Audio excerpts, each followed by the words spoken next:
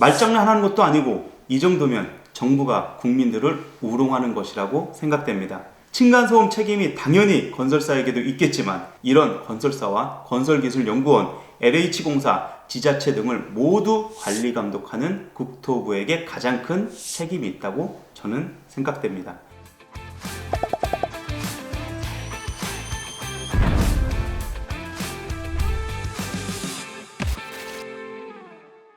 안녕하세요. 층간소음을 방지하는 남자 소방맨입니다. 지난 영상에서는 주택법 개정과 바닥충격음 성능 검사에 대해 말씀드렸었는데요. 오늘은 층간소음 기준 미달 시 법적 처벌 규정이 있는데도 처벌이 불가하다는 국토부의 미흡하고 무책임한 대응에 대해 말씀드리려고 하니 영상 끝까지 시청 부탁드리겠습니다. 국토부는 주택법의 층간소음 기준 미달 시 사업 주체에 대한 2년 이하의 징역 처벌 규정이 존재하는데도 왜 현재로서는 처벌이 불가능하다는 것인지 참 궁금합니다. 국토부 관계자는 층간소음 기준 미충족 시 주택법 벌칙 규정 적용이 가능하냐는 질문에 현재로선 법률에 처벌 조항이 있어도 규정 적용이 불가능하다고 답했는데요. 이 답변은 지난 8월 4일 층간소음 사후 확인 제도가 시행된 가운데 현재 시공 중이거나 이미 지어진 아파트에 대해서는 처벌이 불가능하다는 국토부 입장이란 데서 주목을 받고 있습니다. 또한 국토부는 사후 확인 제도가 시작되기 전에 진행된 현장에 대해서는 층간소음 기준 미충족 시 처벌 기준을 적용하지 않겠다는 입장을 밝혔는데요.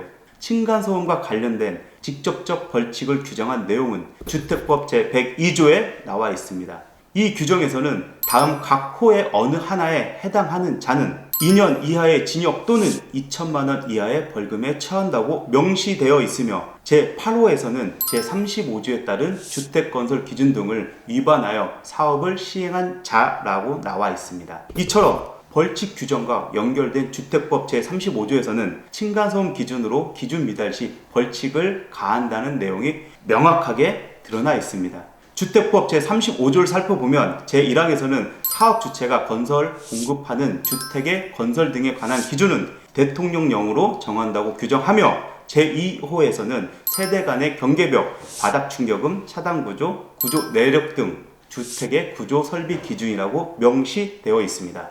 이어 주택건설 기준 제14조 2의 제2호에서는 각 층간 바닥의 경량 충격음 및 중량 충격음이 각각 49dB 이하인 구조일 것이라고 명시되어 있습니다. 법 내용을 요약하면 아파트 바닥 중량 충격음 측정 시 49dB를 초과할 경우 기준 미달로 2년 이하 징역 또는 2천만 원 이하의 벌금에 처할 수 있다는 얘기입니다. 하지만 국토부에서는 아파트가 다 지어진 후 사후 확인하라는 내용이 관련 규정에 명시되어 있다면 사후 확인 과정에서 바닥 충격음을 측정해 기준 미달 시 주택법상 벌칙 규정으로 적용할 수 있지만 사후 확인하라는 근거 규정이 빠져 있어 실질적인 벌칙 규정이 불가능하다고 말했습니다. 말장난하는 것도 아니고 이 정도면 정부가 국민들을 우롱하는 것이라고 생각됩니다.